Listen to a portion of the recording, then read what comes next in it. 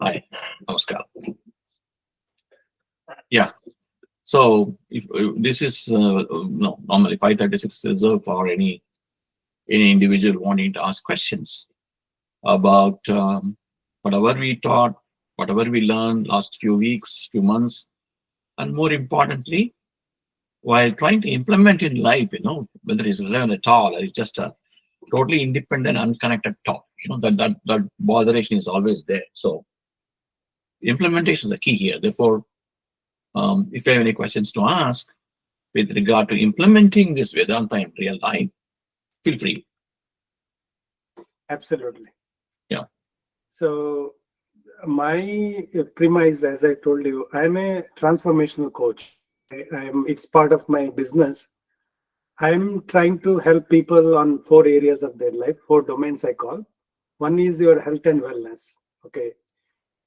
We have all the power within us to get healed or right, get abundant or wise. Second is love and relationship. Second domain. The third domain is your vocation, which is your work to give back to the world, your time and talent, your gift back to. Fourth domain is your time and money freedom. Okay. So when it comes to spirituality, what I sometimes come across is spirituality and abundance. They go hand in hand, or they're two different. In my opinion, okay, if God or spirituality or the universe is so abundant, are all same. I want you to elaborate or give your point of view. Yeah. Okay, and Sure. I wanted to understand your point of view. Yeah, sure. Of course, I will definitely give my point of view to the extent I've been understanding the various shastras. Right? Um, the problem comes when we start thinking whether this Vedanta spirituality is different from our life, and whether when I say life, I mean we are not sitting in monastery like a Swamiji's or whatever. We're doing regular life. That's what I mean by life here. And whether wealth, money, prosperity, they are against Vedanta. This is spirituality, as you call it, is something which causes confusion because we think they are different. In Indian thought process, there is something called the Purusharthas, or the great objectives of any life. Anybody born anywhere in the world, particularly human beings, generally have 4 large objectives in life to accomplish. Okay. They are connected. They are not, mutually exclusive. What are they? It's called dharma, artha, kama, moksha. Dharma is the righteous way of doing things. Artha is going after material wealth. Kama is not sex alone. It's any desire you have. Okay, that's kama. And moksha is that we all know that chasing artha and kama, that is chasing wealth, prosperity, and desires, can be putting us in enormous amount of stress. Yeah. First of all, there's a dissatisfaction that we are not getting enough. Then if you set some goals, go after that. That's not easy to attain. So there's a lot of stress. Attain many times you cannot hold it due to circumstances beyond your own control or for your own bad decisions. Whatever you acquire, you lose it. So it goes zigzag in the emotional path, which causes enormous stress. Therefore, moksha answers this problem by saying, is there a way? Is it possible to attain a mental state, alive or dead, a mental state in which none of these variations in the wealth and desire would affect my happiness, my bliss? It should remain steady, notwithstanding the variations in artha and kama. So they are interconnected in Indian thought process. Interestingly, you talked about 4 stages of your coaching, etc.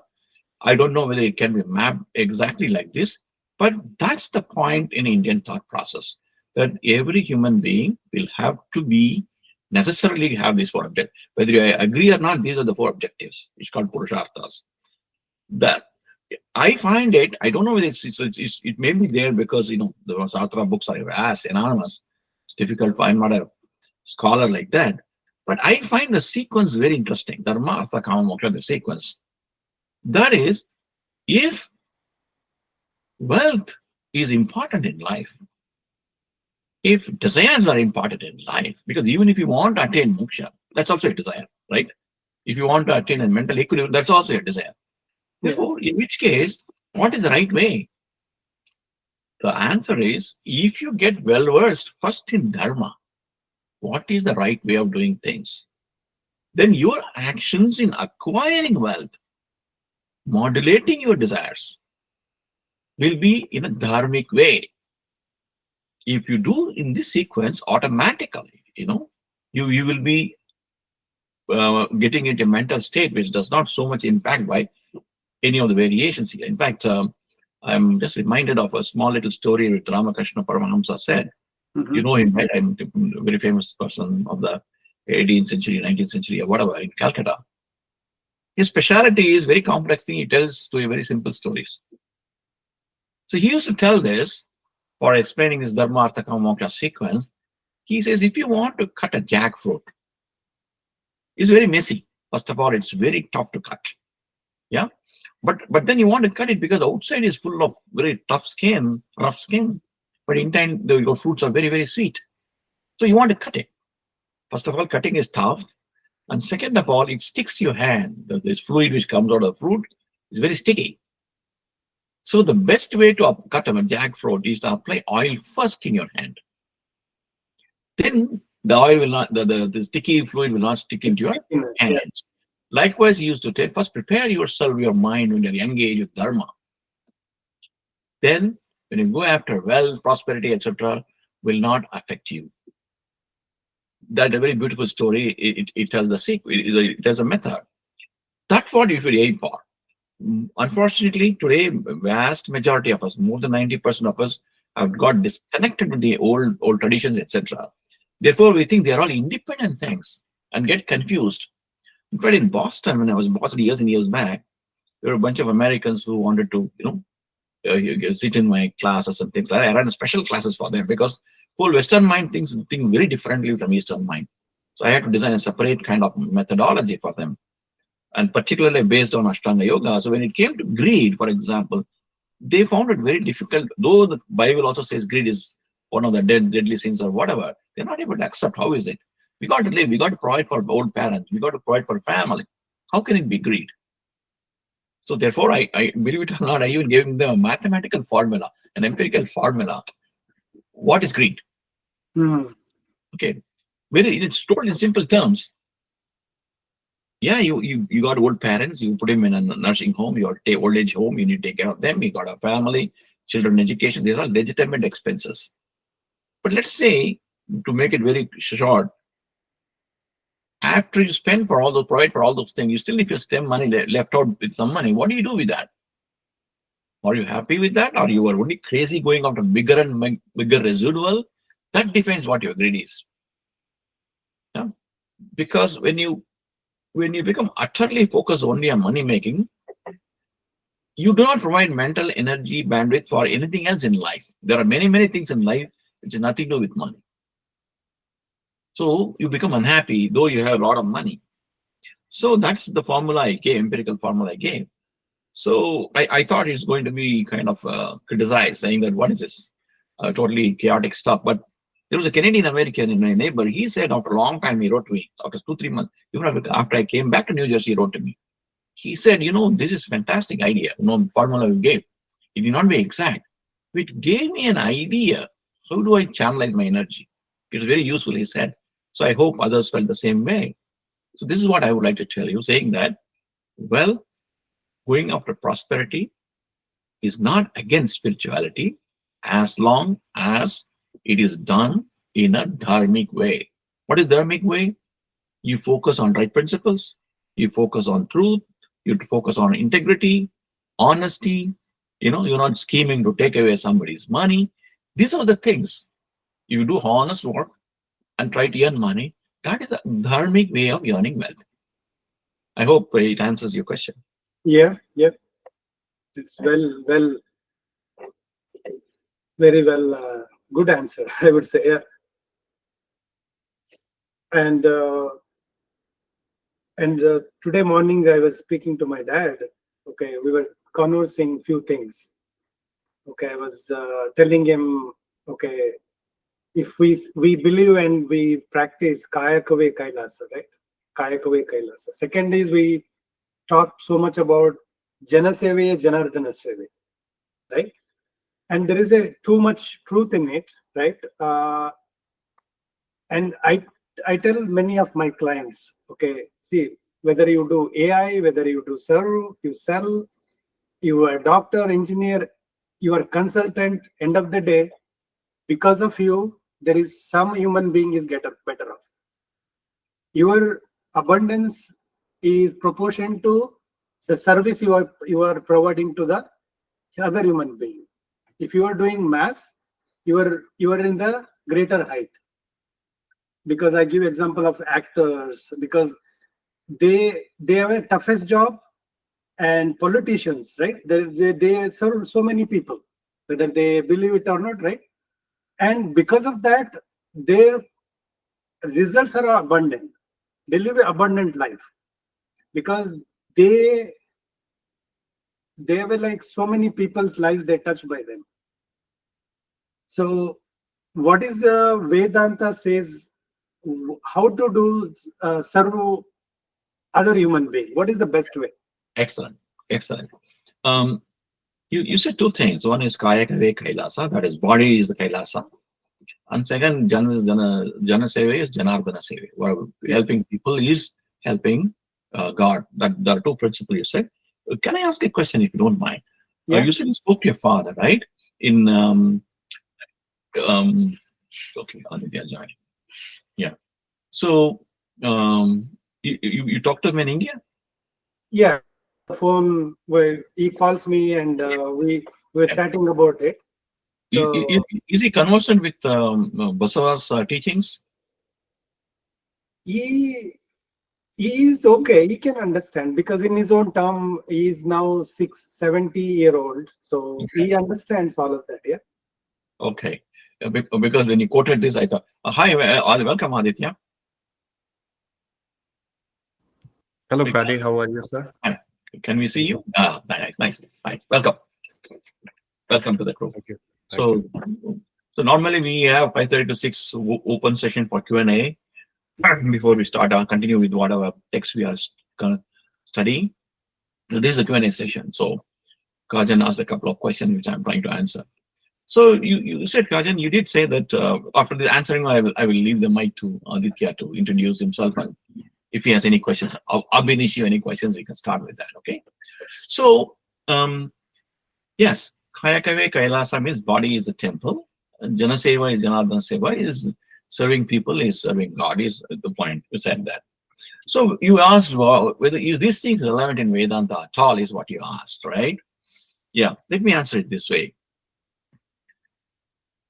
Deho Devalaya is a statement in Shastras. All Vedanta means multiple things, multiple viewpoints are there. Like last time also, Naveen was asking about Dvaita and all this stuff. In any viewpoint, they will accept Deho Devalaya. I'll explain how it can apply for both. Body is a temple. Okay. Now, people who are Dvaitas, where the fundamental bedrock principle is you are different from Ishvara. As a Jiva, you're different from Ishvara. Now, you will be different forever. Even in the moksha state, you will be different. That is the bedrock principle in the Advaita principle, as opposed to Advaita, where it says that you are not different from what is inside Ishvara. And it will be same in moksha state. That is the bedrock principle there. In both the cases, if you look at it, in Bhagavata, which is the classical textbook for Dvaitis, Vaishnavas particularly, it is very clearly stated that Sri Hari Narayana lives in everybody, in every living being. Okay. Interesting, this is a question you're asking because in the main text, that's why I thought I will explain today. That's the first principle. The second principle is on the top of it, in this particular chapter of Bhagavata, we're discussing the conversation between Devahuti and her son, Kapila Muni.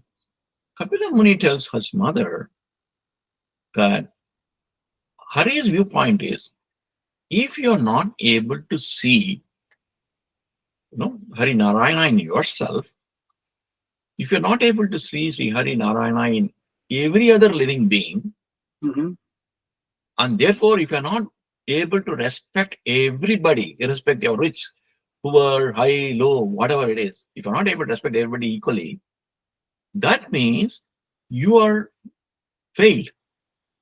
And any amount of money you spend on going to temples, going to sacred baths, ornamentation, etc., I will treat it as a burnt ash, he tells. Therefore, both the principles are now established here. Kayakave Kailasa is mainly told from the Ishvara point of view, Shiva point, Kailasa, but it can be called Vaikunta in the case of Vaishnavas, right? Kayakave Vaikunta. As well as, because if Kayakave is Vaikunta or Kailasa, it's not only for you. It is for every other living being with the body also.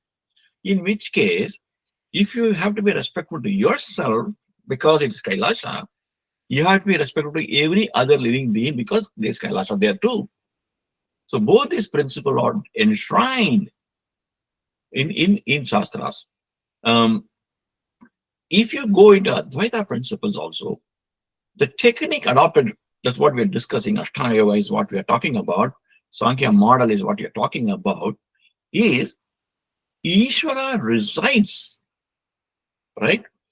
Ishvara principle resides in the heart of every living being.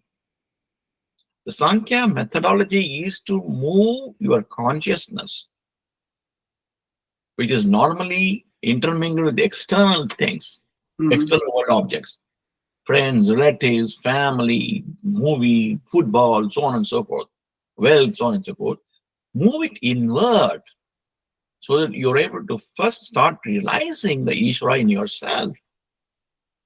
Realizing the Ishvara in yourself is an important and preconditional step for being able to see Ishvara outside. That's why many of us have this problem. We have been going to temples because our parents taught us, so we do it. 20, 30 years we go keep on going to temples and various festivals, we go, come back, and suddenly at 45, 50, we feel, what is this? After 20, 40 years of effort, I'm not seeing God anywhere. Is it really there? Am I really wasting my time? We stop going after that.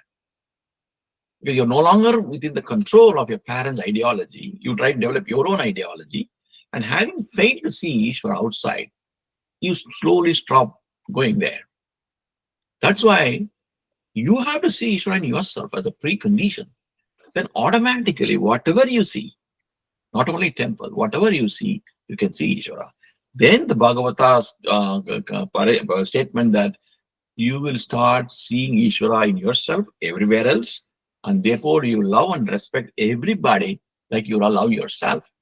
Or else, whatever you do is burnt ash. Therefore, the principle, the 2 points which you mentioned, Kayakave Kailasa, Janaseva is Janardana Seva, comes from all these Shastra books, be it Yoga Sutra or be it Bhagavata, etc. That's why I asked you, because what Basava, one of the things he did was to take the essence of all these teachings, gave in a very, very, very simple songs, like Dasa, Kanakadasa, Purandara Dasa. Basava also gave in very, very simple statements, like Kabir there, like Ramakrishna Paramahamsa stories. All these people understood that complex textbooks based learning methodology is difficult for vast majority of people for 2 reasons. One is they may not be materially ready. That if you're hungry, like they say, army doesn't march on empty stomach, they say.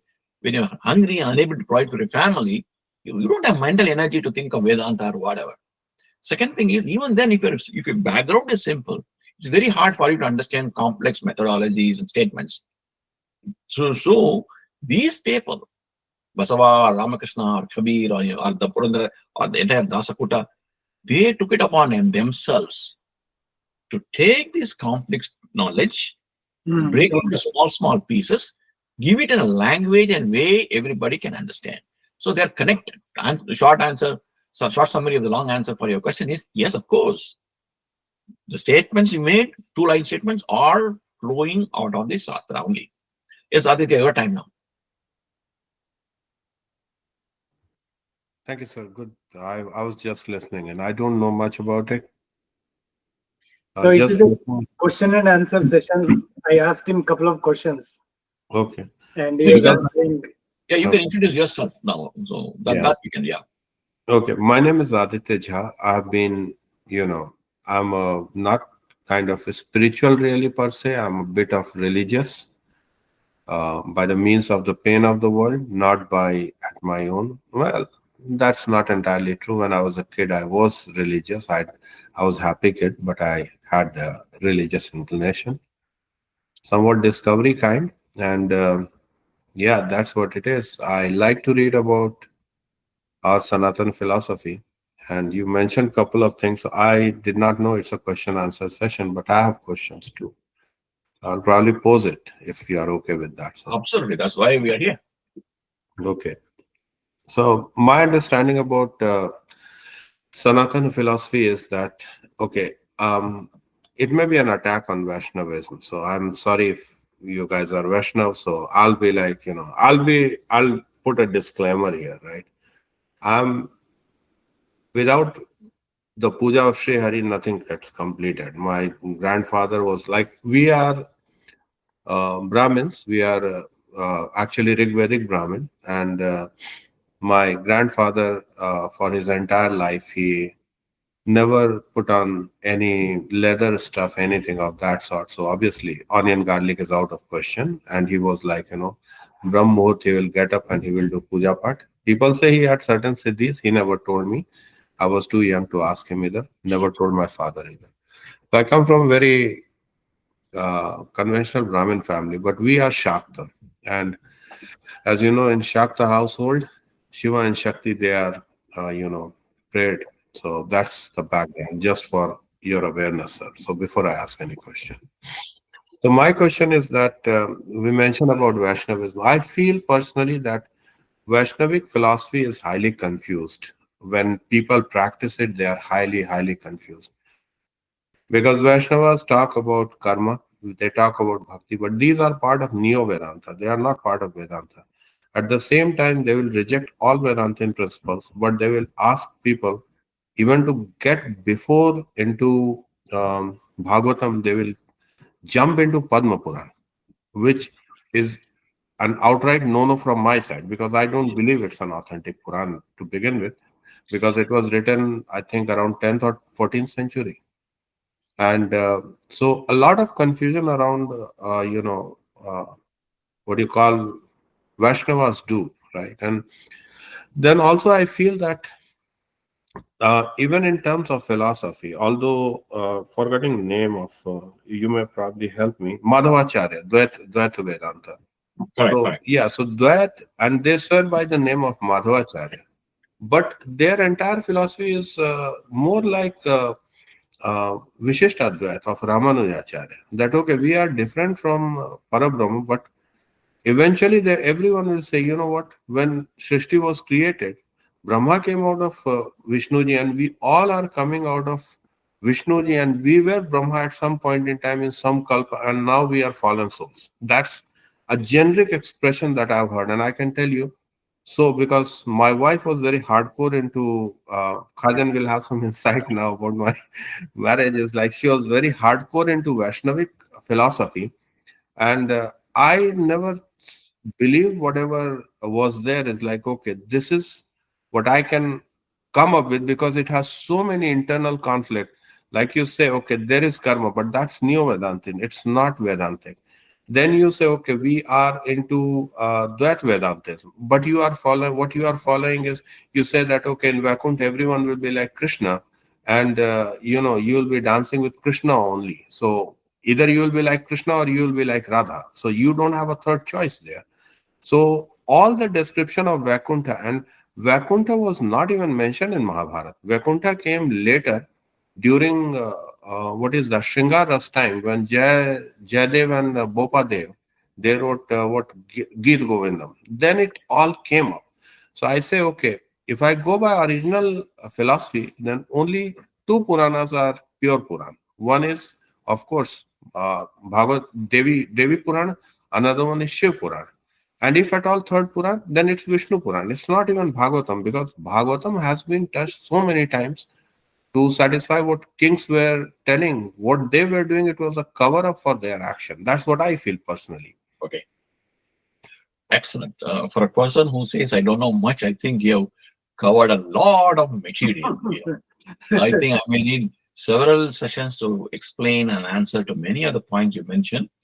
Um, I just want to know one thing. Since your father or grandfather was very much into Shastric way of life, you said Rigveda. Have you had a chance to go through Rigveda? Yes, sir. I actually went part of Rig Veda. I come from a state called Bihar. Sanskrit was mandatory there, so we had to actually, in our Sanskrit books, we had to use the old Sanskrit as well. So Shamno Bhuta, Vishwaveda, Shamno. So all those mantras I remember with my heart, because Okay. in my Good. school also we were doing, in my home also the same chanting used to happen. And Yeah. it may probably make you happy, Paddy, to know that when my Vivah Sanskar happened, Panditji was like, he stopped. I said, okay, you don't do the chanting, I'll do it myself, because I can probably pronounce better than you. You just guide me. And my father said, okay, you go ahead, you do it. And so my father, he was a civil engineer. He retired as a chief engineer. Nothing like, but it comes from the family. So Okay. Got it. Yeah. I come from there. So okay. I think what we'll do is we kindly retain these questions you ask, and we'll keep on touching base multiple times, because it's a the great thing. I've been having these kind of classes for the last 10-15 years in Boston and here. It's almost I have to cover the entire conversation, bits and pieces, to answer you, because you mentioned that you believe that Shiv Puran, Devi Puran, and only Vishnu Puran are what you believe in. Everything else, Mahabharata, later Bhagavata, etc., you don't believe, because there could be No, lot of. no, sir. Let me correct. I believe Devi Puran. I believe in Vishnu Puran. I believe in Shiv Puran. I believe in Srimad Bhagavad Gita. Completely 100%. Everything is true Yeah, there. yeah. I believe in all four Vedas, and I believe in Mahabharata and Ramayana. Excellent. Ram is my favorite character out of both. Of course, from Bihar, you have to be. Yeah. Okay. No, I understand that. So, because what I was trying to say was that you are not alone in being critical of modifications due to kings to please the king, etc., etc., and including the person who you kind of you critique. Madhvacharya himself has written in despair, saying that painfully he has walked all over the country to get various manuscripts of Mahabharata, and he finds so many versions. So it's very difficult to find out which one is correct or wrong, etc. So you're not alone in finding that. There are many people, both Shastra-oriented people as well as historians, linguistic historians, as well as regular historians have commented on that. But all these people, including you, are missing a point, and that point is, so what? It does not matter. For example, you have children, I presume, or you have how many children you have? I have two kids. 2 kids. Now, how old are they? They're college-going kids. College going. Oh, okay. Let's say, well, even though it should be valid what I'm saying, but still, let's go this way. When they were small children, all of us, we explain I will describe my son and child, daughter in one particular way. My wife will explain very different way. There are certain things I will stress when it comes to son, which will be different from the daughter, and my wife may do it differently. My aunt may do it differently. My brother may do it differently. The object is same, the small little 2 children, one girl and boy. Likewise, everybody has I would say, um, your Vedanta given right to interpret based on there. The reason being, all of us are born as different individuals. I mean, we'll connect back to Sankhya model. I'm presuming that you know about Sankhya as well.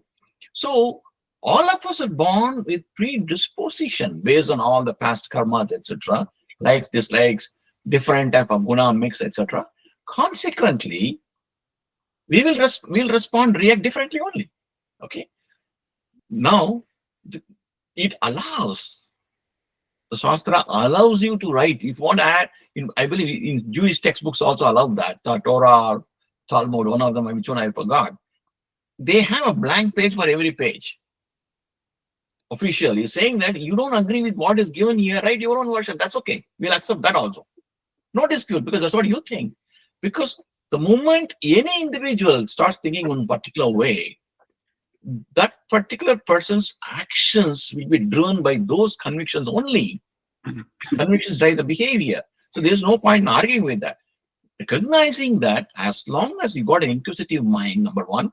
Number two, an open mind to admit that you're making some mistakes in your journey, individual specific, only one person's journey will take you to the right destination because you're constantly evolving, correcting yourself.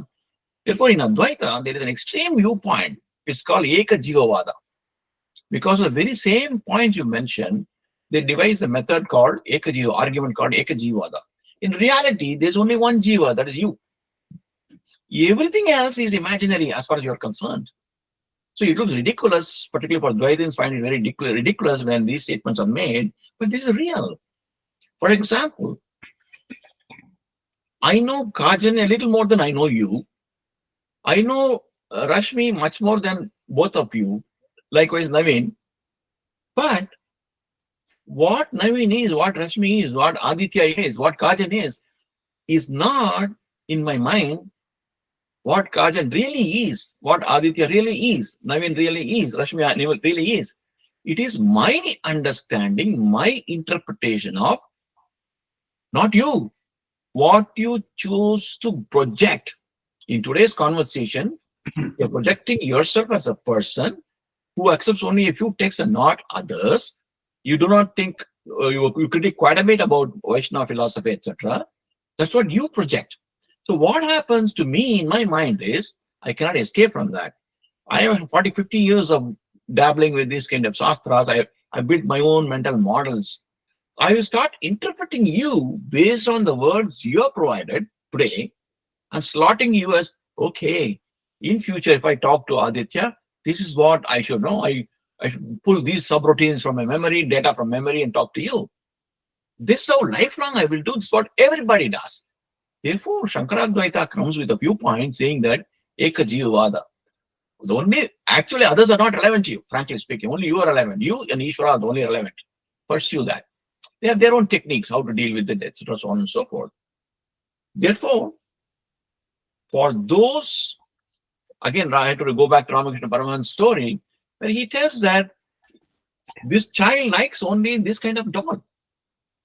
So, I'm going to tell the child, this is real. This is the only thing which is real. Everything is false. When some other child comes, I'm going to tell something else. What is the point in arguing with the child? Because child is going to get confused. Child is going to reject what you're saying. The approach in Vedanta, in Vedantic gurus, teachers, preachers, whatever you call, is not establish one particular thing. Okay? Preacher can do. Preacher's job is establishing a point of view. Guru's responsibility is not that. So, no interest in establishing any philosophy. What I believe, that's okay. The attempt would be, if you come and sit in conversation with me, my attempt would be try to enhance your convictions, strengthen your convictions, and try to answer your questions and doubts, methodology, techniques to the best of my ability, which is limited. That's the only thing we can do. Therefore, no dispute with whatever you said. You believe, interesting you mentioned about Jayadeva, because I found Jayadeva's Gita Govinda one of the best things ever read in my life. It's I thought it was greatest approach for to borrow ISKCON's terminology to get to Krishna consciousness.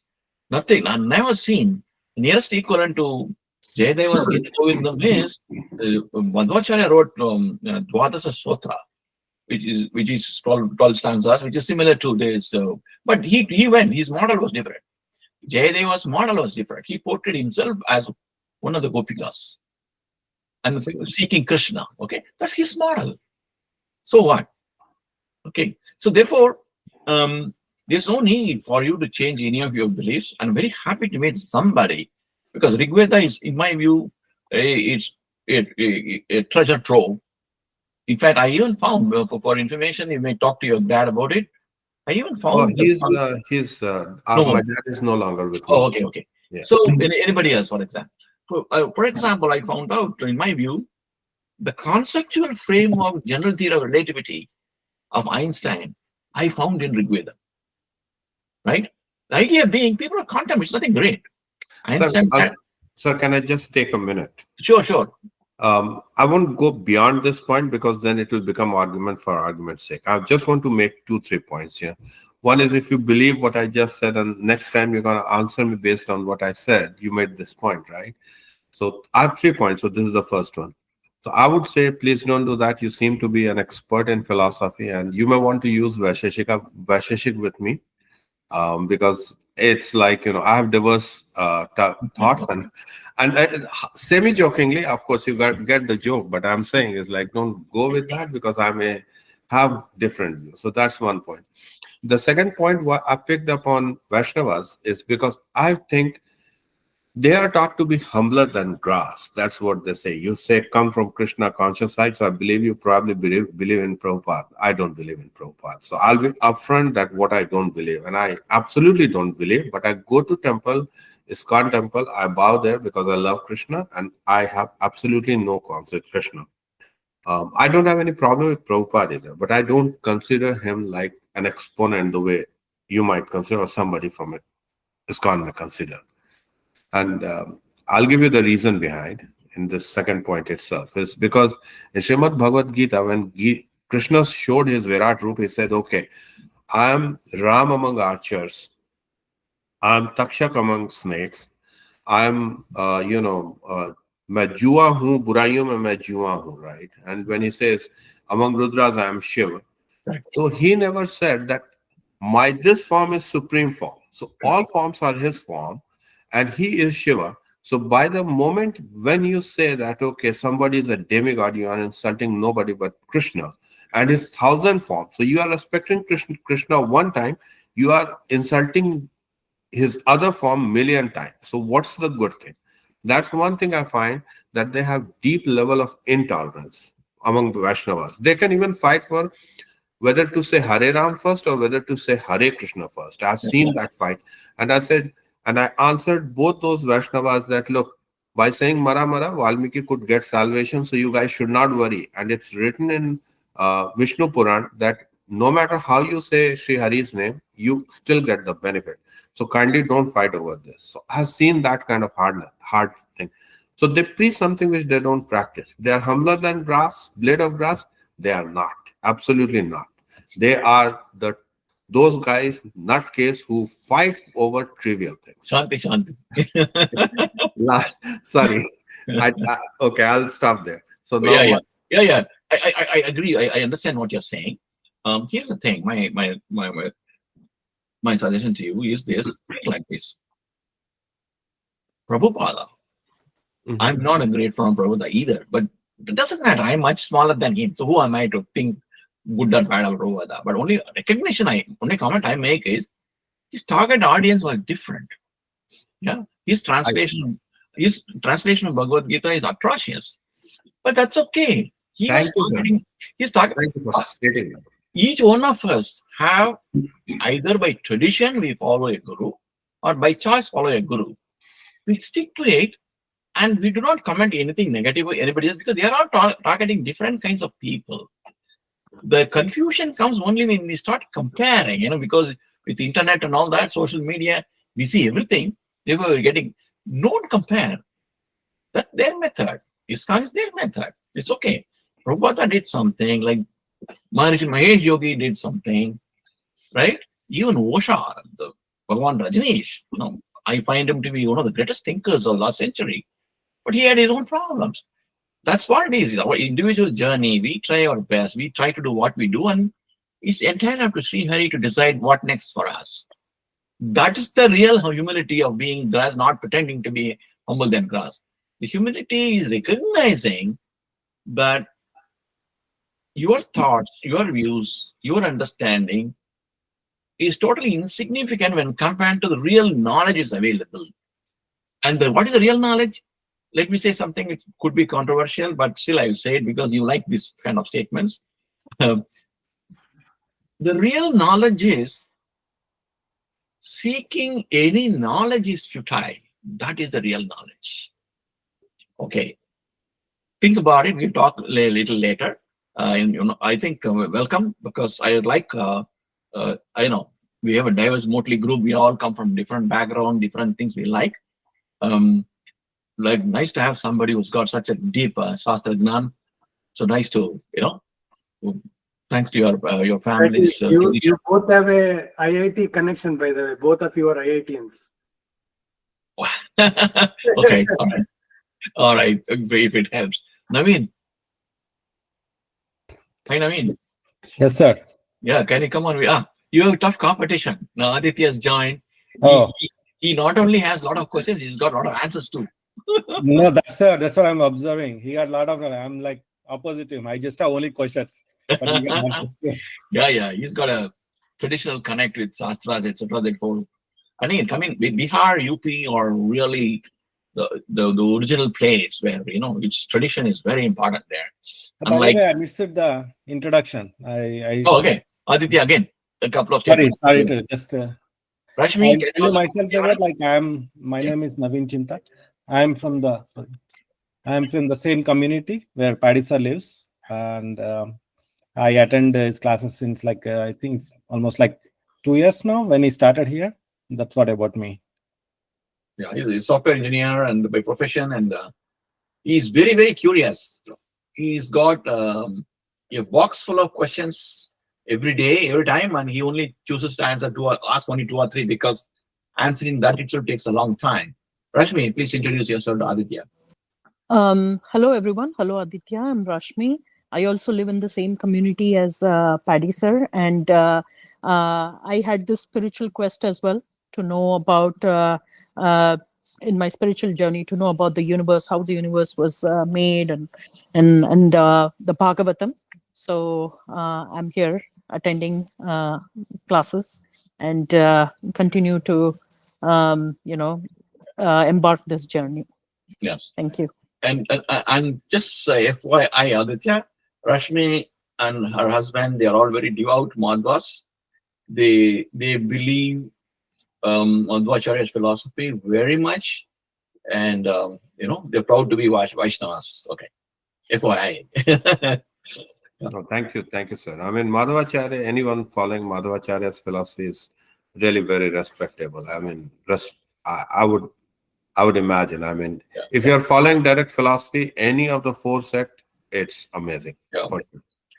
And as an introduction to myself, from the philosophy point of view, I was born in a Madhva family, but I'm a kind of a renegade kind of Madhva. So I broke away and then connected with the Shankaracharya of Sringeri.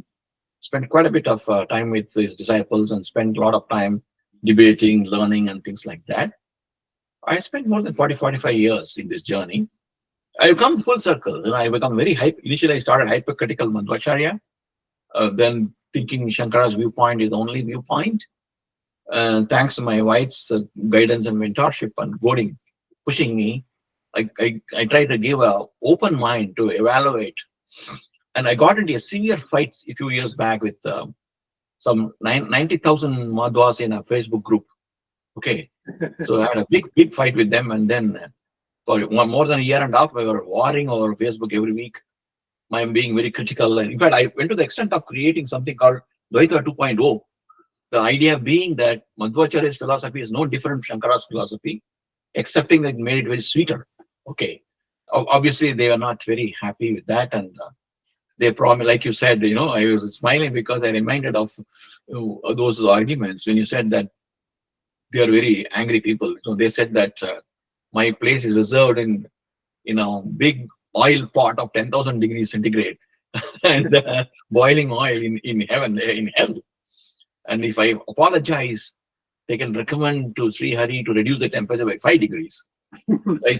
I cheekily responded that beyond a temperature, I vaporize. 5 degrees up or down doesn't matter anything, Then somebody promised me a bottle of hydrogen peroxide. Okay, this kind of conversation, that violent. I met a lot of Udupi and other Swamijis. I come the full circle. Then later, a lot of real humility I found in all these Udupi Swamijis, etc.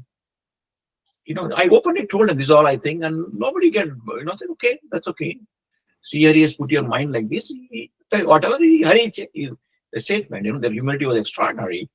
After 4 or 5 years of debating, I come in full circle. That's why I told you. I understood that every guru is trying to address one segment of people. The problem comes when because social media and internet access, we have multiple versions. We compare. Fundamentally, we pass judgment without living their life. Those people, whether it's Ramanujacharya, or Madhvacharya, or Vallabhacharya, whoever they are, they dedicated their entire life for this quest.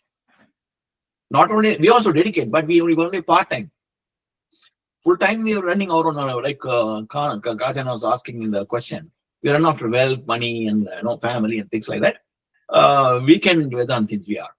But they dedicate their entire life. They didn't take anything else. So, therefore, they found something, right? They found a purpose, they found a knowledge. And more importantly, my view, that is, or right, I don't know. My view is that every guru understood the problems and the need of a very specific segment and articulated for them. Like, for example, Jagi Vasudev, Sadhguru. I used to be hypercritical of him. Though I found him to be from various statements and whatever he's saying, I found out that he's a great yogi, no doubt about it. Why is he making these kind of statements? I used to wonder. I used to argue a lot with Sadhguru's followers until it hit me, saying that his segment is different. Traditional acharyas do not accept everybody. And they have a need too. Where will they go? That's why these acharyas come and fill those gaps. So everybody is their jnani, their guru. So there are only maximum I can give extension from Ekajiva Vada is Dvijiva Vada. You exist, your guru exists in Ishvara. That's it, nobody else. That realization came maybe old age, and I get, I'm 70 for your information. So the old age teaches you to be a lot more acceptable, right? So that's the reason. So it's a journey for all of us. We are driven by whatever happened in our prior lives. That momentum is driving this curve. There's nothing you can do about it. The only thing in our hand is, how do I alter my guna? Because that is the starting point of the problem. If sattva, rajas, and tamasa guna in ourselves are not in the right proportion, we are going in wrong direction. So only effort we can do is have a right proportion. What is right proportion? No number is given, but generally indicative that it's a great idea to have more of sattva than rajasa guna and tamasa guna. And in fact, it's better to have rajasa guna than tamasa guna, because tamasa guna is laziness, lackadaisical, lack of interest. That is tamasa guna. It's much better to be active like a rajasa guna, even if you're making mistakes. Even in management theory, we tell, right? It's okay, you try. Even if you make a mistake, it's okay. But not trying is not acceptable. Not trying is a tamasa guna. Sir, can I ask you a question? Yes, please. Are you from Udupi? I am not from Udupi, but I go to Udupi very, very often. Are you smart, or are you, I'm sorry, I'm asking a personal question, but I need to. Okay. You Or are you Saraswat? I'm a Rao. I am from Karnataka Rao. Madhva Vaishnava Rao by birth. By choice, my guru is Sringeri Shankaracharya. No, but I want to understand your sect, actually speaking. If you are a Smarta or Saraswat. I'm not a Smarta. By birth, I'm not a Smarta, no. No, but what is your sect, if I may ask you? Or if I may not, then that's fine. Huh? No, I don't know. I'm not Saraswat because Saraswats are more, it's regional. Saraswats and me are some way similar, but they have come from more from Goa, Konkan, Maharashtra side. Whereas I come from Bangalore, Mysore, Chennai side. So Karnataka person. Yeah. So you are a Hegde, I would say. Okay, Hegde is, I'm not a Hegde, I'm a Rao. Okay, Hegde is slightly different. They're more into western coast, Sirsi, the Malnad side. Because that will give me fun of having discussion with you, Paddy sir. I know you have great knowledge, but then next time I'll come prepared if I know what is. You make a mistake. You should ask what you want to ask, irrespective of whatever I am. I want to learn. I have. The only way to learn, my opinion, is this: if you want to learn, ask anything you like, irrespective. I am this, I am that. It does not matter. If I know, I will tell. If I don't know, I'll say I don't know. As simple as my model is very simple. I do not push any ideology. I do not push any type of Vedanta or religion, nothing. I try to answer if I know. Obviously, my answer will be conditioned by my own personal experience, my own knowledge. That's the only problem. Other than that, I have no botheration. So feel free to ask anything. Don't worry. Okay. Yeah. Thank you for that. Yeah. Sure. Adi, I have a question, okay? Because human evaluation happens, right? So as our kids are much smarter than we are. I believe in that. And I truly see my parents, there is different lifestyle, right? Now, religion and spirituality, okay, how, for example, not many people dedicate writing and updating these, all right? Already we have everything written, everything is there, okay? And as you guys are discussing, right? Okay, somebody came after this, right? Is this holds good, right? And nowadays people are much smarter, okay? If they add their viewpoint and it updated in a different form, it might not call Vedanta, all right? Something else they call. Maybe it's a management philosophy. So tell a story, somebody tell their own autobiography, right? So how do you see this evolution happening, right? This evolution happens all the time from the universe started. Yeah. Again, going back to Srimad Bhagavata, which we are studying, the starting point of evolution, it tells a story that can I request Rashmi and Naveen to be on video, please? Yeah, because Naveen, yeah, better, because I like to see the eye and talk. So we covered this long time back, but for the sake of this question, I'm answering again. Initially, the first set of human beings are represented by what are called the four people whose mind are all immersed in God, quote unquote. It's called Brahman.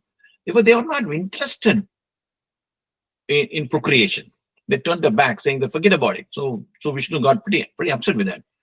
Why is procreation so important? The body is necessary for your effort. Karma, body is necessary to learning, right? Or training, yoga, do anything. Body, without body, you cannot do anything. And the body comes out of procreation only. Why is body necessary? The body is necessary because the one and only goal of human life, particularly, is attaining moksha. Dharma, artha, kama, moksha are the four objectives, purusharthas, but the ultimate objective is moksha. Moksha can be attained only through the body. In which case, if you are not willing to donate a body to this world, you are denying an opportunity of a jiva to occupy that body and go for moksha. Then the story goes on saying how they introduce ego, and then automatically outward-looking ego, and then they started looking outside, and the desire started building, and then slowly procreation happened. It elaborates in their own methodology to say how procreation is so important. It is considered to be pure homa. The procreation is, because there's a fantastic purpose behind it. So And then what happens? The knowledge, you would have heard all kind of stories about various avatars, you would have heard about, etc. Knowledge got lost and the demons started coming. So it has been there from the progression. The essential, only one point, only one thing, like I told you, the real knowledge is to know that you need not know anything else. That is the knowledge. It's one line. You are there. Your Atma is there. Atma is a reflection of Sri Hari or Shiva, if you like, say you are the Supreme Person. And your goal is to get back to that. That's it. Now the question is, if I say this, it looks stupid because first of all, to start with, whether you believe in Hari or Shiva, you don't know. You know, like Aditya was mentioning, we have seen so many versions, so many Puranas, and much worse. Most of us know about Puranas not by reading those Puranas. We get to know Puranas depends upon what B.R. Chopra says. That is our window to Puranas, through where our NTR says. That's only we, our Rajkumar says. We don't know the real Purana because we don't have the effort. Isn't it? So it is not, this is a regular problem. That is the what symbolically Except that you went some priest school and study all of them, right? you even if you try to do that, it's very difficult. You know, it's you have to devote a lifetime. You know, for example, we mentioned Rig Veda. It's going to take years. I mean, one needs to master chanting. That it takes several years. Forget about chanting. If you want to understand what Rig Veda says, you know, you have to read it again and again and again. I've been reading Rig Veda 40 years, bits and pieces. Still, I'm amazed. Because on the surface, first of all, we have a problem of lack of interest. Second of all, it's an old Sanskrit. And third of all, what happens is that it looks so disjointed. Random statements coming, told in the, suddenly it's very speculative and metaphysical, and suddenly it talks about, oh my God, lovely chariot, sky and all the stuff. So you need to have, it's designed like that. You need to have the patience and perseverance to keep reading, keep seeking meaning, and again and again and again.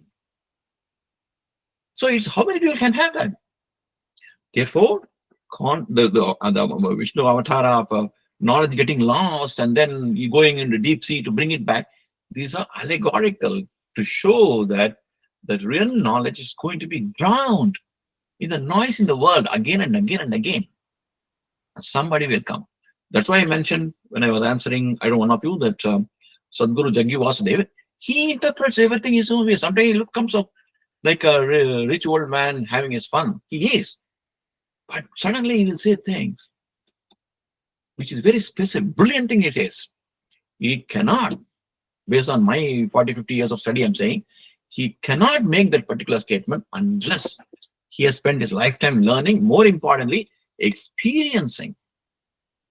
Simply saying theoretical is meaningless. You have to experience what you say.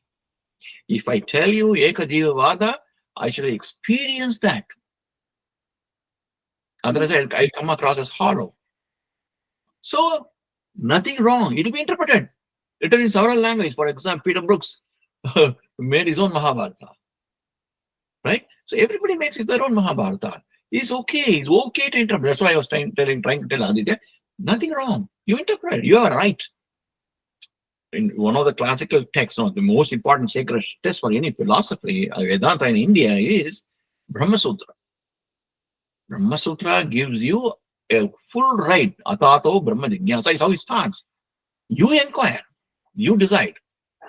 The only thing is be intellectually honest. You ask, you pursue, whatever answer you get, accept it. Whether you believed in that before or not, accept it. That willingness to pursue, accept the answer which comes across, and pursue further is the only commitment you have to give. So from that point of view, perfectly fine. 100 years from now, it will be written very differently. But the core, original Vedic text will not change. Interpretation will change. Formats will change. Ashtanga Yoga framework is same, everybody follows. Because it's very generic. It's like a meta model. But how we implement will change the context. That's why we make a distinction between dharma and swadharma. Dharma will never change. But swadharma will change depending upon the person, the context in which the person lives, because we are not having the same context through our life. It has to be reinterpreted. The expectation is simple, not necessary that you have to follow dharma 100%. That's not the expectation. The expectation is a contextualized dharma. Are you able to follow to the best of your ability, even that aren't 100%? If you're able to do that, that's enough. Then automatically your pursuit of artha and kama will be a dharmic way, righteous way. So moksha will come automatically as a pursuit. As a result, you don't have to pursue moksha separately. It will come. Yes, Aditya. Thank you, sir. You have a lot of knowledge, sir. So first of all, my salutation. I'm really lucky to listen to you, sir. I really appreciate it. I'm actually going to invite one of my friend who is perhaps very close to, I believe you're somewhere in Piscataway or such area, right? I live in near Edison, South Plainfield. South Plainfield. So this guy is close to Edison Station. I'll invite. His name is Ashutosh Kamath, and I will invite him. He is still, I mean, I want him to, he's a very good guy. I want him to come closer. He's got some philosophical questions too. He's senior to me, actually, not my friend. I shouldn't say that. He treats me like a younger brother. So I'll invite him for this. Yeah. So Can I ask you a question, personal question? Are you anywhere related, a long way or whatever, with the famous Jha who wrote commentary on Nyaya and things like that? There's Lady Joy is also there, who is very good in Navya Nyaya. Which Jha? I don't know. There, I forgot the first name. I was trying to go through quickly, but I could not catch. I'll send you later. Jha is a very small community, so every Jha is related somehow. Later, I'm very sure. Lady Jha, forgot her name. She's very good on Navya Nyaya. Yeah. You may have heard about Mandan Mishra. Oh, yeah, of course. Yeah, Mandan Mishra is also from, we have the same mool, so he was perhaps related somewhere. Yeah. So it's generation. So was Chanakya. So if somebody says, "Are you related to Chanakya?" Yes, I was related to. It shows, by the way. Yeah. Anyway, so sir, I have two questions actually for you. Right, I won't give you easy questions. I know you are a very good batsman, so I'll give you appropriate for you. Oh my God.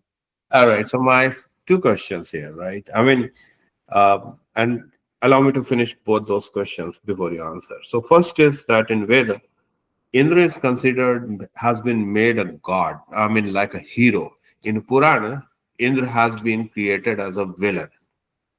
I cannot reconcile these two things. Either Veda is wrong or Purana is wrong. And in between the two, and that's why I said I believe in only three Veda, because those three Veda don't say anything against Indra per se. They don't, make him like a villain or look like a villain.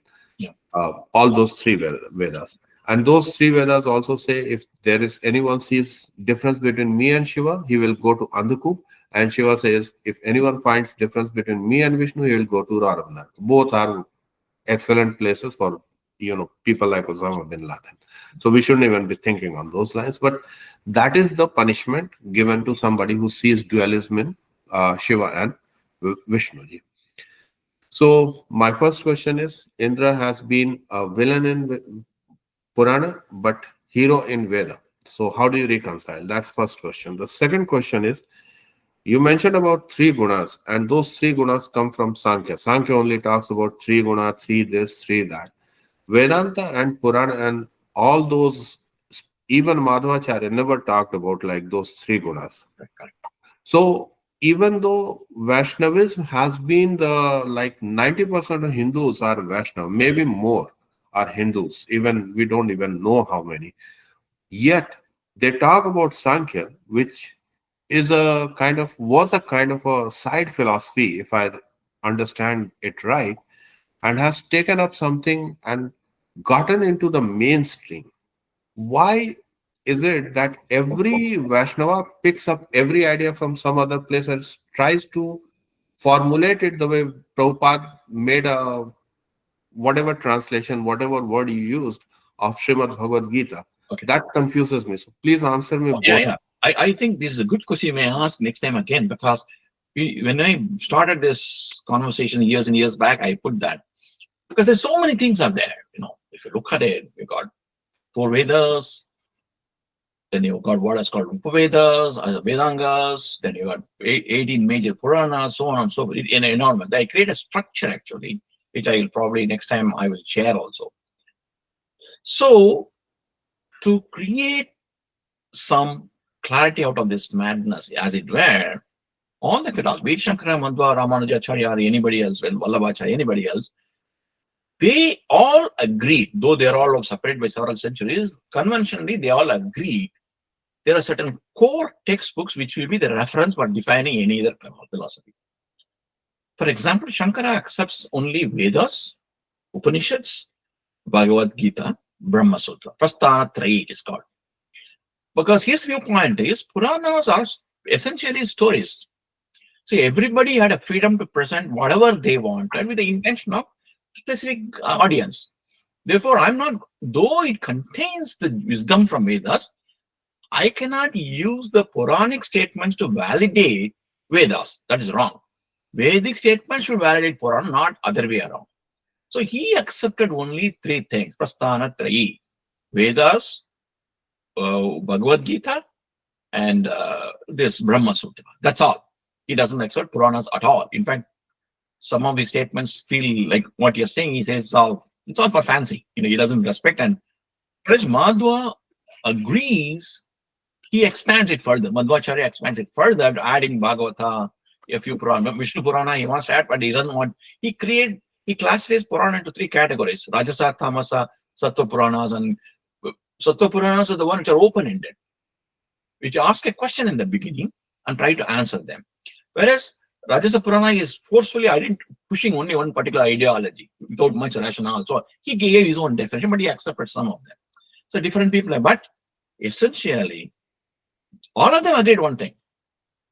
Veda is supreme. What Veda says is final. The only problem is sometimes you are difficult to understand Veda, so then the interpretation comes. That is to answer your question. So my point of view, by training, I would accept only for philosophical inquiry, metaphysics, I would accept only Vedas, Bhagavad Gita, and Brahma Sutra, nothing else. I treat even Ramayana, Mahabharata stories, though a lot of more wisdom there than in Vedas, than Puranas. I treat them not so much. Whereas Madhvacharya would like to, I'll come back to you, Naveen. I answer the second question, come back. Once this principle gets established, automatically your second question gets answered. The Indra, Mitra, Varna, Vedas have a different role to play. So, in Puranas, since we do not take Puranas into serious value for discussing metaphysics and philosophical things, let them tell a story to keep the interest of the audience. So if you want to tell a story, it is a classical thing. Even in movies we see that. In any story, books also we see that. You need a protagonist, you need an antagonist. The hero and the villain is necessary to tell a story. If you don't have this pair, hero and villain, story never proceeds. Because the hero has to get into difficulty. And the guy who creates difficulty is villain. And because if without difficulty, you cannot establish somebody as a hero. He is a hero. So how do you say that? Then you have to know because he did that, he did that. Why is the problem him? Because this guy was evil. Darth Vader is required. Without Darth Vader, the story will not move. Therefore, they had the liberty. 2 liberties. The writer had the liberty. Who wrote, we don't know. There are very many authors. I believe during the golden age of Chandragupta, a lot of Puranas were written is what historians say. Not only that, the Pravachanagaras who teach this to villages and town halls, they have the liberty to modify also. So it's okay to engage people, particularly who have very little time. And they can only relate in terms of Bhai Bain, Biradari, etc. That's what they can relate. So they create Biradari in the gods also. So it's meant for different kind of people. Therefore, that's what I would. Therefore, it's okay. Indra is a villain here. That's not how Rig Veda talks about, right? That's why I say that once you establish the first principle, saying which are the classical texts which you accept as a pramana, validating source is called a pramana. When you have a doubt, you go back and say, what does the Veda say? And why should Veda become pramana at all? It's a bit of a long answer, which I will give next week. Please do next time when we meet, do ask. I will give you an explanation of why. It's not arbitrary we say Vedas are Pramana. There's a logical reason why we take Vedas as the ultimate Pramana. We'll talk about it next time. Yes, Naveen, you raised your hand. So just one question. You said Prasthana Trayi, right? Vedas, Bhagavad Gita, and Brahma Sutras. But Bhagavad Gita came from Mahabharata. Correct. So you don't accept Mahabharata, but you accept only Bhagavad Gita? It is not the time sequence which you're talking about here. Mahabharata may have, Bhagavad Gita may have come from Mahabharata, which may have come from later than Vedas.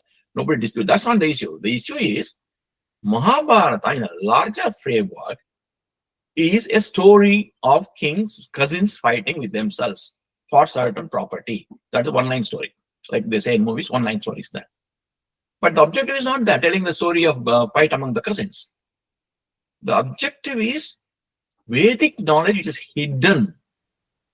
Explaining a Vedic knowledge in Rig Veda, Yajur, Sama Veda, bring it and put it here.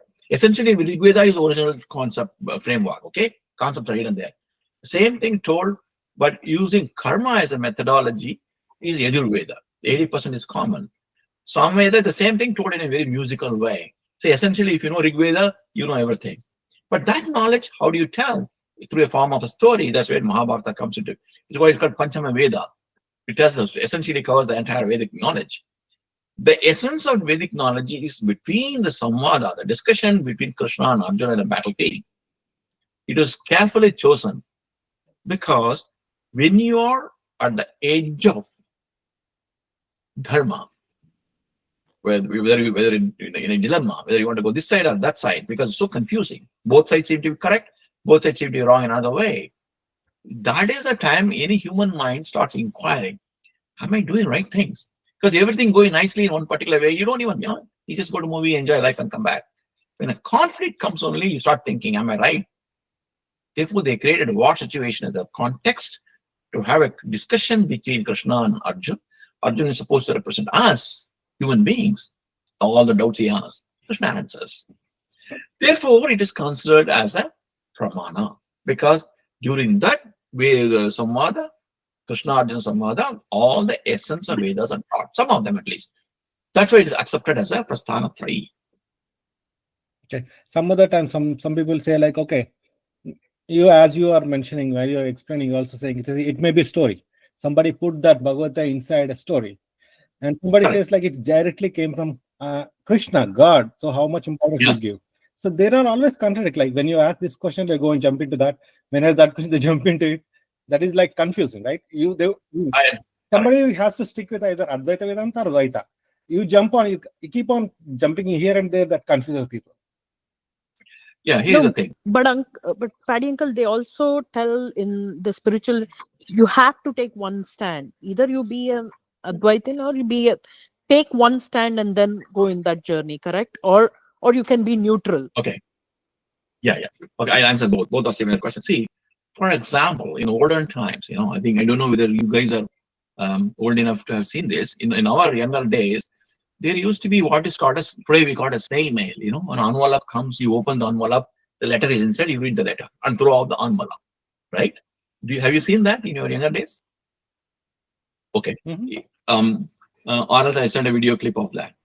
In today's email world, many people have not even seen the snail mails. Envelope is the story. Ramayana, Mahabharata, Puranas, etc. The essence of Vedas are the content told in a particular way. So that is why we say that whether a story or not story, how does it matter? Even for argument's sake, I'm saying, hypothetically saying, Krishna is an imaginary character. Let us say, how does it matter to you? What he says is more important than whether he was real or unreal.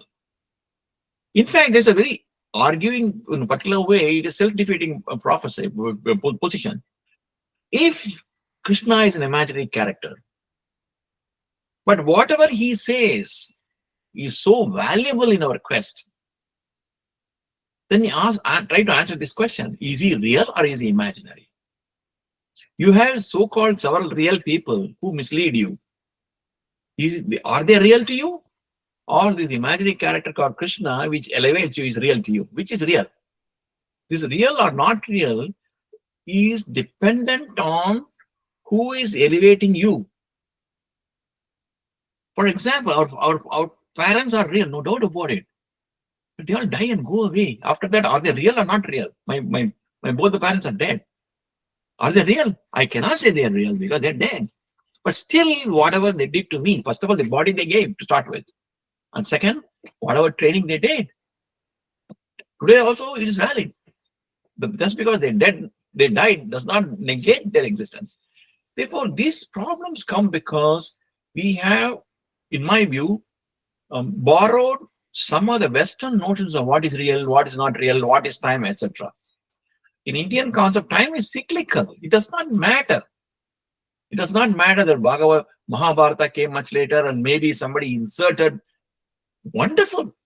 You also insert something as valuable as Bhagavad Gita, you will be celebrated. Feel free. Can you? We do not know how to give such original concept which elevate people, but we only want to comment on somebody who does it. You see the point? In another context, all of us are unreal. Just now I told you in Ekajivada. Do you think I'm real to you? You don't know me. You may know me talk to me for several years. You still don't know me. You have your notion of what Pandirav is. Like I told you in the beginning, based on what I project. And to the extent you understand. Okay. Then gunas being invented by later. See, these are all frameworks. A Sankhya model is a frame. It is considered one of the darshanas or viewpoints. While understanding the Vedic knowledge and translating and helping us to... See, it's one thing to understand Vedas. If Vedas essentially say that you have to get into moksha, that is the only purpose of life, then your question will be how? I don't know. First of all, I don't know what is moksha, and I don't know how to get there. Is it a place? Or is it a mental state? How do I get there?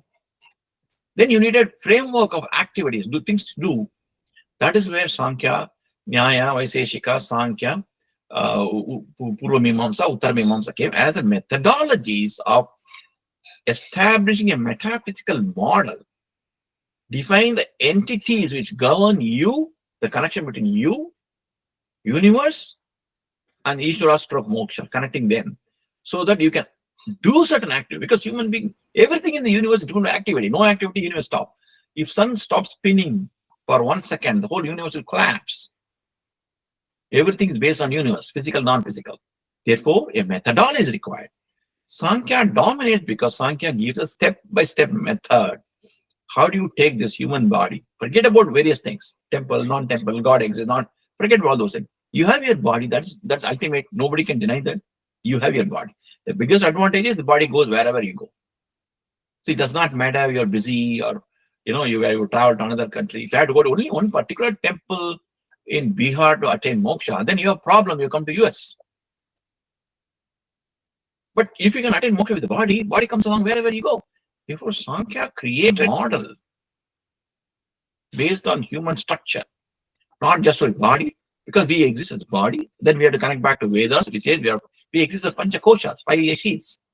We exist as body, we exist as energy, we exist as mind, we exist as intellect, and there is some inner core which is always blissful. Panchakoshas, Anandamaya. Therefore, if we are Anandamaya is our inner core, but we don't feel the Ananda, what do? Then Sankhya gives a model. Why you lose the Ananda? Because the way you perceive things, yourself and others are wrong. That happens because of this gunas, dynamics, etc., and the interplay of ego, etc. Therefore, you develop a right attitude, right behavior, right healthy body, sit in a Padmasana, control your breath, then mind gets focused, then you do concentration, then you go to Dhyana, which leads you to Samadhi, Anubhava, which brings you closest to your inner self, which is unalloyed bliss. It's a model. Yes, Aditya.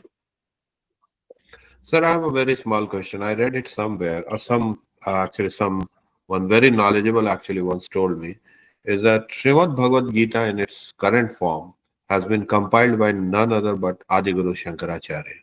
He himself compiled the way we read it today, right from the very beginning, where it says like, Dharma Kshetra, Kurukshetra, till, they say Jai Jai of Hari, Krishna.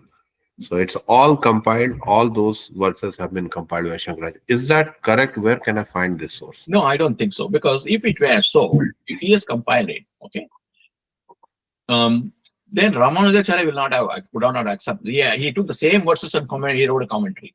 Madhvacharya took the same verses and commented. They wouldn't have done it if Shankaracharya wrote. What Shankaracharya may have done is, Adi Shankara may have done it, some prefixes and suffixes, some slokas, and interpreting them in Advaitic, he has done it. That's why there are three interpretations. Bhagavad Gita has three interpretations. Shankara's Advaitic interpretation, Ramanujacharya's Vishishta-Advaitic interpretation, Madhvacharya's Advaitic interpretation. Interpretations is they're right. But the original texts are identical in all the three cases. Therefore, the claim that Shankara wrote himself, I don't accept it. There's no validity. It actually came from some hardcore Vaishnavite who told me that it is a concocted book and you should always follow Bhagavatam and not Srimad Bhagavad Gita for this reason. And the person was making that argument to support the translation done by Prabhupada on as is, which is not as is, and to state that, okay, because it is coming from Shankaracharya, so you should not take it that way. Instead, you should follow Gaudiya Vaishnavism and follow Prabhupada. That was the argument. Yeah, I understand. I've gone through, like you said, I've gone through Prabhupada's translation, etc. It's okay. He's tried his bit. My point is this. Like I said, the essence of the core text of Bhagavad Gita is identical in all. Many people have commented. No change. Therefore, it cannot be attributed to Shankara. Only thing is, today, the moment you say Vedanta anywhere in the world, Shankara Advaita is considered to be the Vedanta, not others. So that's really creating angst amongst various Vaishnava Sampradayas. Saying, why? How can you say only Shankara? Whole world thinks Vedanta means Shankara. That's how they think. That is that bugs them a lot. That could be one of the reasons where sometimes they say that. Because if Shankara is the one who wrote Bhagavad Gita, why would Madhvacharya comment on it? Who? Prabhupada accepts Madhvacharya as his own guru. How is it possible? ISKCON guys say a lot of things. So you just smile. They're good guys. I like some of them, but think they do. They leave it at that. Yeah. Serious metaphysics people will not follow much about what ISKCON says. Yeah, you're right. You're right. I mean, I have read about Chaitanya Mahaprabhu. Mahaprabhu never chanted Krishna Krishna. He chanted Hari Hari. He chanted. He stayed in Puri more than he stayed in Vrindavan. And these guys have all concocted. Sorry for using the word. It's good. Stop. Here's the thing. Like I told you, Prabhu, if for example, if I want to make money and fame, I have to create an organization. And I have to change something to be unique. Otherwise, everybody is teaching. So people do that. Prabhupada had a different mind or goal of coming to Western hemisphere and getting a lot of Europeans, Americans, etc., like Rajneesh and others did. Therefore, he followed his own methodology. It's okay. Our focus has to be very simple. We have limited life in this world. 70, 80 years. That's all max. The question is, am I going to use the 70, 80 years to learn and improve myself? Or am I going to use this time, part of this, in critiquing others? You can do that. Nothing wrong with that. Except in that, proportionate to the time you spend on critiquing others, you lose time in your own swadhyaya and your own adhyatmic effort, because you have to put in your effort. So the best way would be, okay, just correct, Shankara. For example, many Madhvas and Ramanujacharya's followers believe Shankara stole Buddhism and converted into Advaita. That's okay. It is their fight. We don't want to get into that alley. That fight is different fight. Our fight is with ourselves. Why, in spite of spending 40 years, why is it my desire is not coming down? Why are you at this age? Why I'm still hankering after certain things? Why? What can I do? Why is it I cannot still see? Occasionally I see Ishvara in my heart. Narayana Sutta says Narayana lives there. Why am I not able to see every day? That is the fight I am engaged in. No, Right. sir. I asked that question from a different perspective. The reason being because I have been through so many cycles of finding guru and right philosophy that before I get into like second, third, fourth, fifth conversation with yourself or anyone, I would like to ascertain that none of those things are coming into this conversation. I want to make sure that there is no weed. I will tell you, you'll make a terrible mistake, and that is this. When you, in your quest, you're putting preconditions, right? Your precondition based quest will not get you anywhere. Keep an open mind. Other person whom you're talking to, I'm not putting myself. If you are another guru, in fact, I tell everybody here, you have your own family guru, a personal guru, stick to that person. I am here as a facilitator, mentor only. So therefore, keep an open mind, right? If you believe in Ishvara, if you believe that Ishvara lives in the heart as promised by Vedas, that Ishvara will guide you as you keep meeting several people. You don't have, because understand, all the preconditions which we put come from our intellect. It does not come from our Ishvara. That is why Sankhya model becomes very important, because it gives you a structure. There's a Purusha, there's a Prakriti, there is ego principle, there's a Buddhi, there's a Manas, so on and so forth. Therefore, we know which part of the structure is acting. When you have preconditions, bias, opinions, it does not come from Purusha. Purusha is the Ishvara. Therefore, break all that. Keep an open mind. More and more we spend on our own internal fight and struggle, more and more we benefit. And with a very clear understanding that however much you try, somebody else having a particular opinion will not change. If Shankara himself is the victim, when somebody says he inserted Bhagavad Gita and Mahabharata, you and I are nobody in front of Shankara, right? So that's how it's going to be. That's not our concern. Our concern is very simple. Okay. I think we are across 7 o'clock. It's time to close. Naveen, I'm sorry, Naveen, I think Aditya has beaten you in your game. It's good conversation. He's got quite a rich tradition. He's connected with a lot of things. I'm very, very pleased that he mentioned Nyaya, Vaisheshika, Sankhya, everything, all the Shad Darshanas, he mentioned today. Very happy to hear that, and let's continue this conversation. But Kajan, I'm sorry, Kajan, I don't know whether you got your time. I think Rashmi never got the time to speak, I suppose. Yeah. No, I learned a lot We can't hear today. you. No, I learned a lot Yeah. today, Paddy Uncle, with Aditya ji and all others asking a lot of questions, and it probed me thoughts. Yeah. So, thank you. Yeah. Good. Naveen, All right. you had very good question, Naveen. I must thank you for that. Very good. And one thing you mentioned, Paddy sir, I'll carry it back from today's conversation.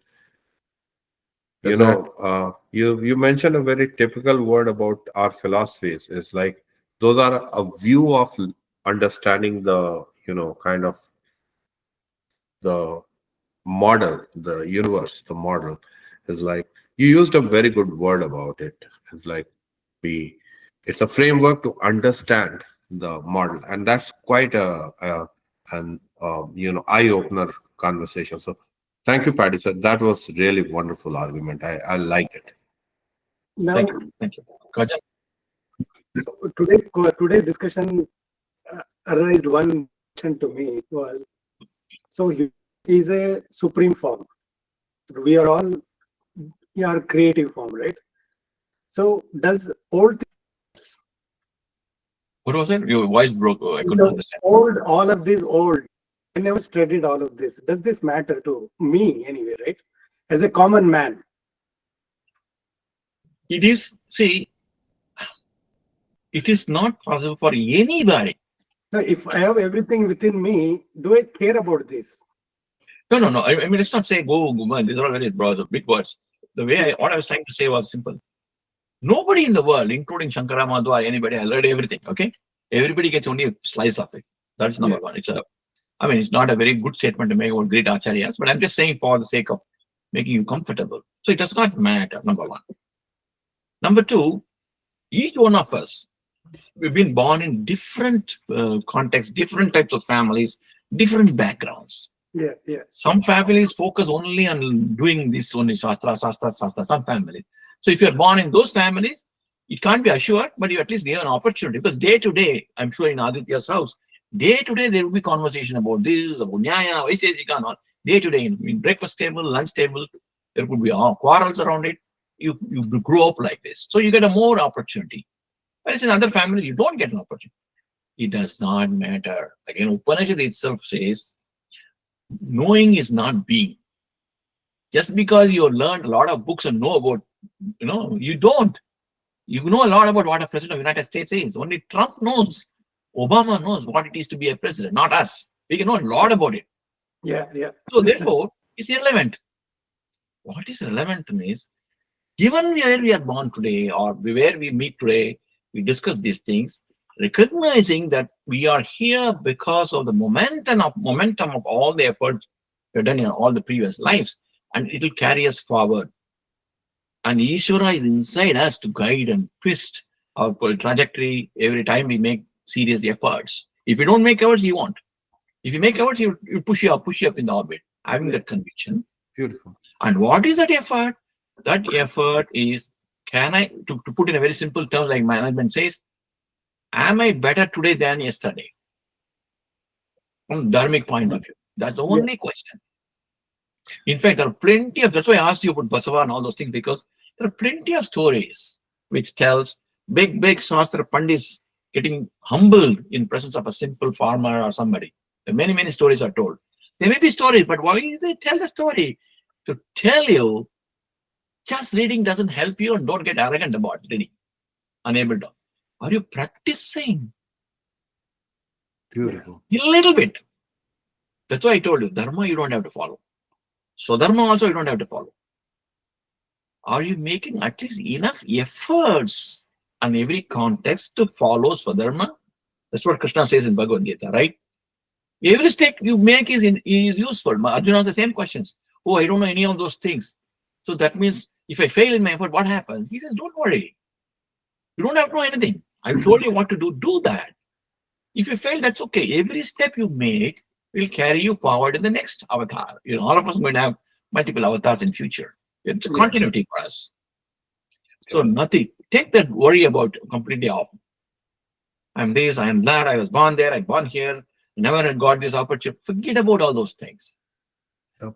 Ishvara is there in each and every person, whether you're a scholar or whether you're an ordinary person. Does not matter. Like I said, Ekajivada only, and whomsoever chooses Guru are the only important. Rest of it doesn't matter.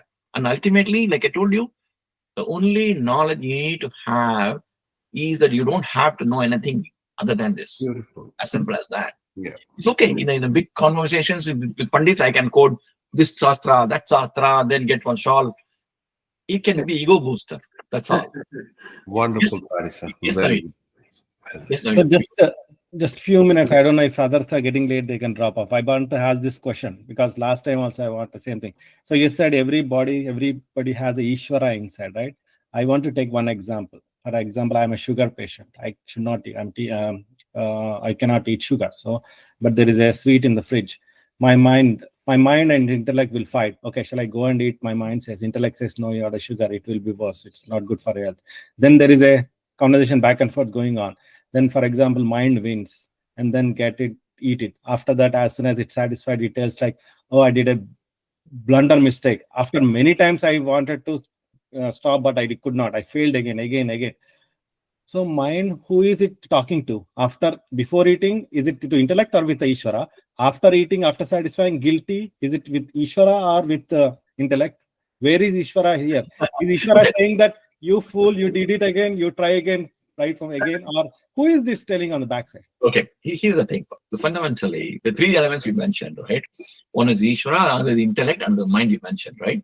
It's the nature of mind to hanker after things. You cannot complain the mind. The instrument of mind is only to go all over.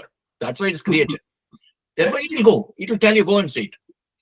Intellect is the one which tries to tell you, you got diabetes, better be careful, yeah? But intellect has got some side, it is a two-sided coin. It's not a one-sided coin. On the one side, it will tell you, be cautious. You have diabetes, therefore be careful. Other side of the coin says, you know what, it's okay. The doctor told once in a while is okay. And anyway, unnecessarily the pharma industry has corrupted the doctors. So 130, 140 is not a problem. Up to 180 you can go. So the intellect always creates those two arguments. It never creates one argument. The Ishvara will tell you, inner voice will tell you, as you open the fridge and about to take the seed, Ishvara will tell you, here's the thing. Does it really matter? 130 is good, 140 is good. That's not the issue. The issue is, do you really need a sweet? You're going after taste. It's not a food.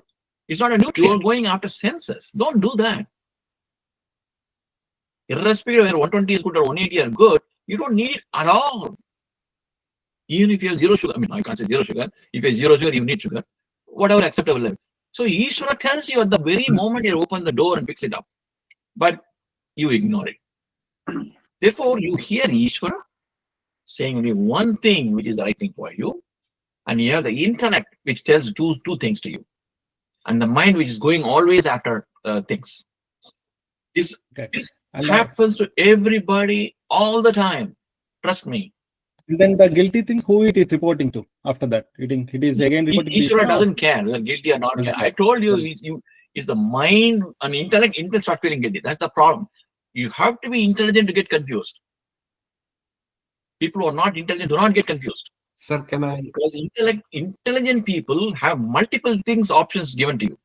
Sir, can I answer this? Go ahead. Quickly. Naveen, I'm going to probably give you a small anecdote, a small story. So I'm a Vedantin guy, right? So I will pick up something from Ved. So there is this story about two birds and a human being, Ananda. I'm sure Paddy sir knows about it. So there are two birds on a tree. One bird is very much, it's like jumping from one branch to another branch, trying one, and all that it will do is it will put its beak in one fruit, will taste it. If it's good, will make happy noise. If it's bitter, it will cry and weep. The other bird is doing nothing. It is just sitting and watching. And there is a human being who is looking at that. And let's call him Naveen, although his name in the story is Ananda. And so he is watching these two birds do whatever they are doing. And then he realizes, and you will find your story there, is like one bird is tasting every fruit.